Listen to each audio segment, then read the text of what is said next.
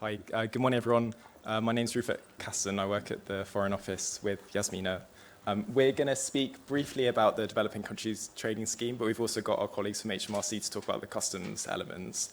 The meat of today's presentation is going to be on customs. We know you've got lots of questions, so we'll leave loads of time for Q&A on that. Do you want to introduce yourself? Hi everyone, as Rupert said, my name is Jasmine DIRIE. I also work in the Foreign Commonwealth Development Office with Rupert, working on the DCTS, the Developing Countries Trading Scheme. Great, so just very brief introduction on DCTS. Some of you might know a lot of this already, so I'll keep it quite brief. The Developing Countries Trading Scheme entered into force in June last year.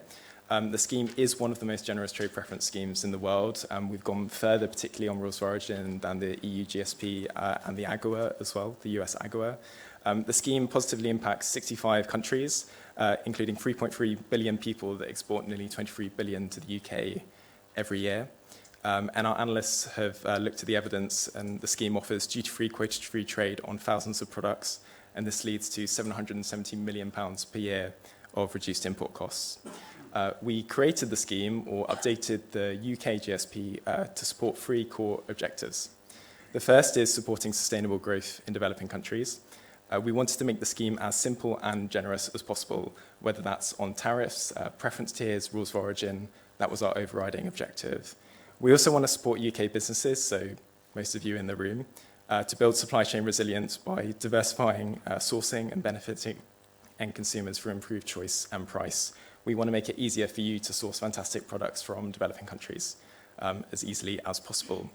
And the third is to strengthen economic ties between the UK and fast-growing developing countries where lots of the growth was going to happen in the future. Very briefly, you can see on the left-hand side of the screen a map with all of the countries that are covered in the DCTS. We do have three different preference tiers in the scheme. The first is comprehensive preferences. So this is for all least developed countries, lots of countries in Africa, for example. These are 99% duty-free, so duty-free on everything but arms and ammunition. And just to say as well, we'll share the slide pack at the end of the presentation so you can look at it in more detail. The second tier is enhanced preferences. So that's economically vulnerable, low-income and lower-middle-income countries.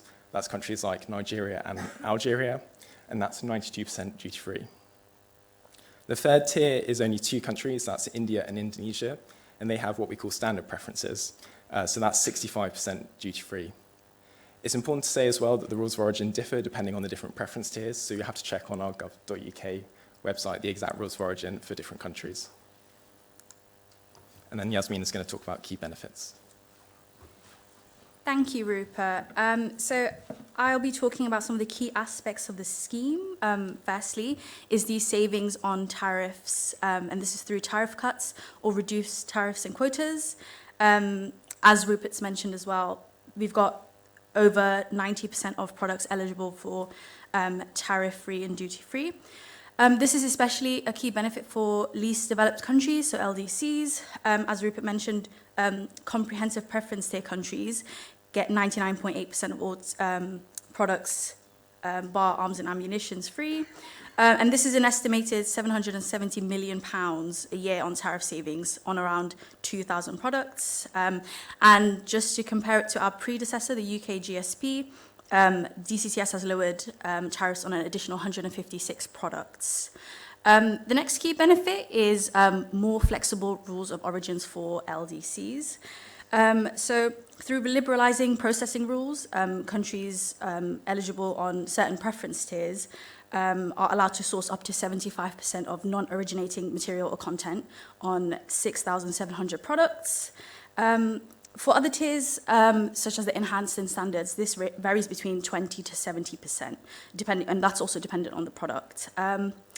Another way the scheme makes it easier for LDCs to meet rules of origin is that almost 70% of our product-specific rules allow for alternative or rules. So if countries can't meet one aspect of the rule, they can meet the other, and they would still be able to meet the rules of origin requirements.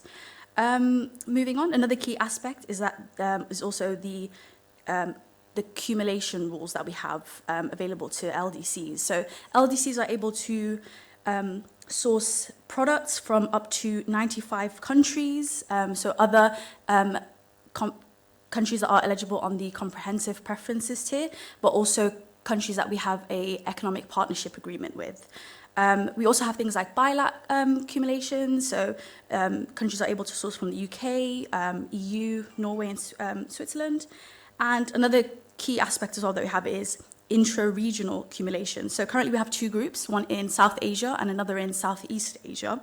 And we hope that sort of like businesses can source raw materials from each other. And this is an area where we are also working to expand on as well and create more groups. So currently in Africa, there's about 2.4 billion pounds of trade, and in Asia, that's 9 billion pounds worth of trade. So by allowing these countries to source from each other, the scheme supports regional integration and builds and strengthens value chains in their respective regions.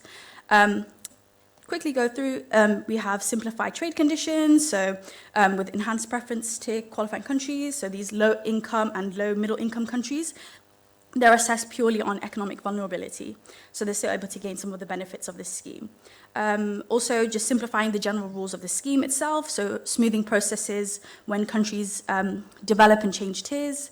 And finally, just got two more. So it's a wider and more competitive scope. And so, as we previously mentioned, the scheme is one of the most generous trading schemes, enjoying more tariff-free products than our EU and US counterparts. And I think, as mentioned before, this covers 65 countries that collectively export £22.6 billion a year to the UK. So, untapped potential.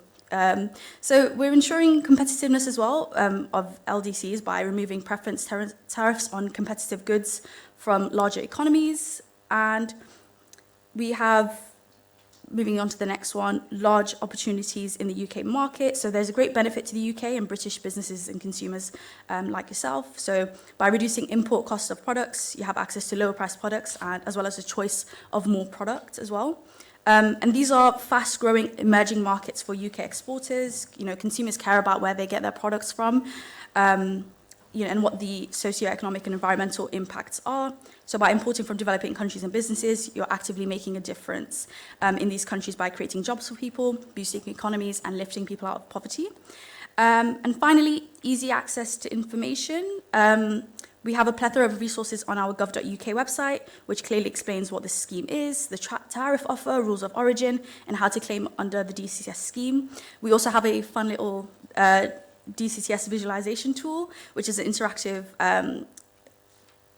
sort of dashboard where you're able to see tariff, product, and country trade data. So you can see what products are being imported from what countries and identify key sectors and opportunities. That's it for this scheme. I'll hand over to Sadia and Simon for a customs perspective.